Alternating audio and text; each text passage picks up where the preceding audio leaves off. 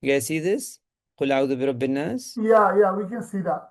Okay, good. I chose this is it's just it's at the last end and it's a nice closure to the opening, right? You have the Fatiha, the first surah where you're um uh seeking Allah, and the last surah which you're again seeking Allah's help. Okay.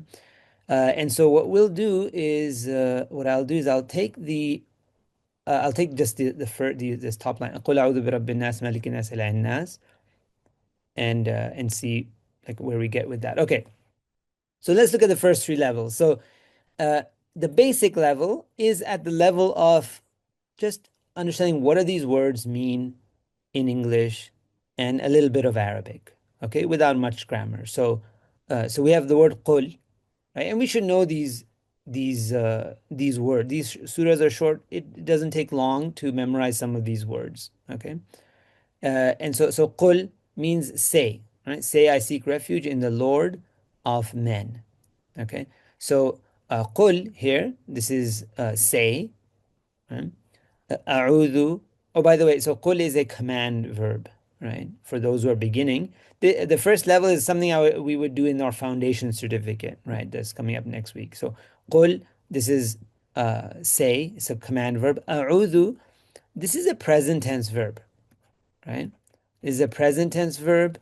We call this mudara, right? And I know there's a present tense verb because of the hamza, right? A'udhu, I seek refuge.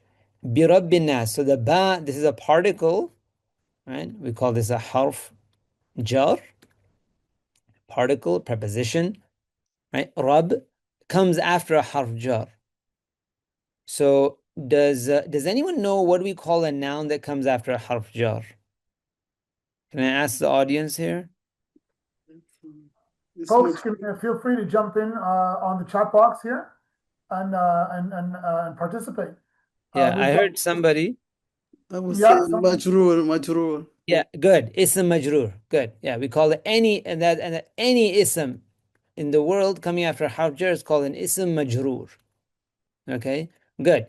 And then we have this word nas. So Rabb means Lord, right? We'll look at later why Lord is Lord. Bi Rabb. So there's a harf jar and ism majrur, and nas. This also it has a kasra, and this is what is nas? Nas is. Can anyone tell me?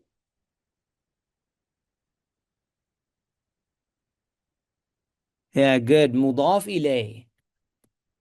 Okay, and idafa is a connection between two nouns, Rabb and Nas, and its possession, Rabb and Nas, like Lord of men, right? Like Rabb al-Alamin in the Fatiha, Lord of all the world of beings, right? So Rasulullah, right? Messenger of Allah, Baytullah. So this is a mudaf ilayh. And then what is Malik? Malik with without not Malik but Malik with a kasra is king, right? The king of men, and Ilahi, the God of men. Okay, so this is at the first level, very easy. This is what everybody should know or at least aspire to, right? Because it's something you read. قُلْ أَعُوذُ بِرَبِّ النَّاسِ مَلِكِ النَّاسِ إِلَٰهِ النَّاسِ. Okay, let's look at the second level. So the first level, this is it, right? This was something we do in the equivalent of like the foundation. Let's look at the next level. The next level is قُل is a فعل الأمر, right? فعل أمر, and this is a ajwaf verb. It's a hollow verb. It's from qawala. So now we're getting into sarf, morphology. It was qawala, and that became qala yaqulu. We call this an ajwaf verb, a hollow verb. It becomes qul. And then we have a'udhu. A'udhu is also a hollow verb. It's in the present tense though, right? This is a fi'l mudari'.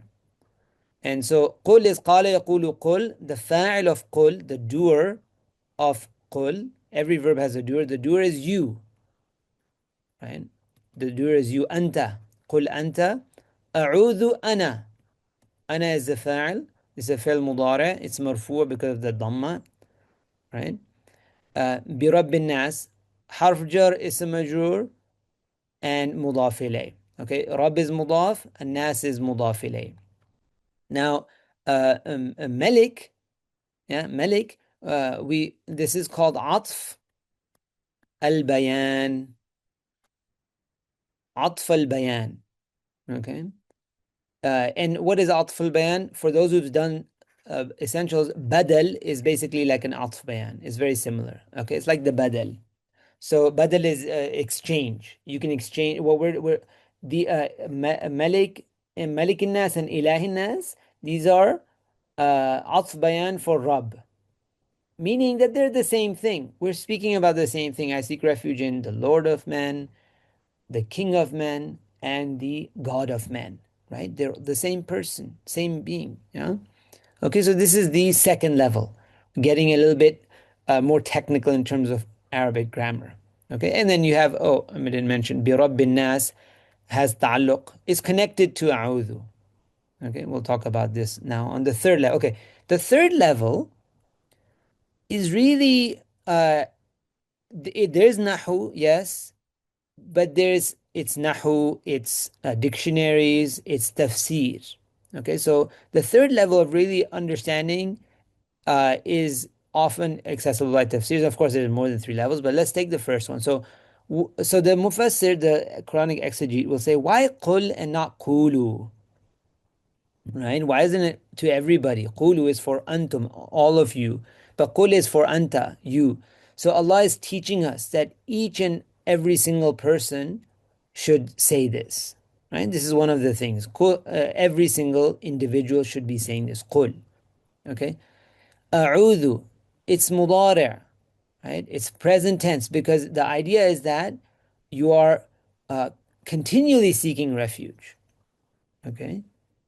Continually, that's where the mudari' indicates tajaddud, right? Like renewing. Now, interestingly, you look at what is the root of these words. Often, if you look at a tafsir, it'll quote like a line of Jali poetry, or it'll talk about how the ancient Arabs used to speak, because that's where we get the meaning of certain words. So the word oud, for example, what is oud? Oud is that like the best part of the, it's basically the marrow. It's the meat or the marrow that is inside the bone and is protected the bone to where you can't get to it. Okay? So a'udh, when we talk about seeking refuge, it's not just what they say iltija. Iltija means iltija means seeking like refuge, and but it's like tadarru, it's like ilsaq, right? Ilsaq is like sticking to something. It's like the meat is sticking to the bone to where you can't get it, right? It's like seeking protection through the bone. That's one of the meanings of ud. Okay, min al-lahm.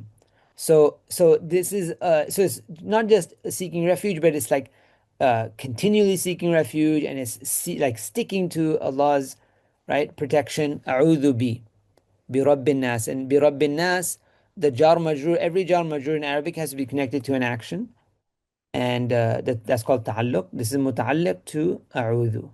Okay, bi Rabbin Nas, adha bi.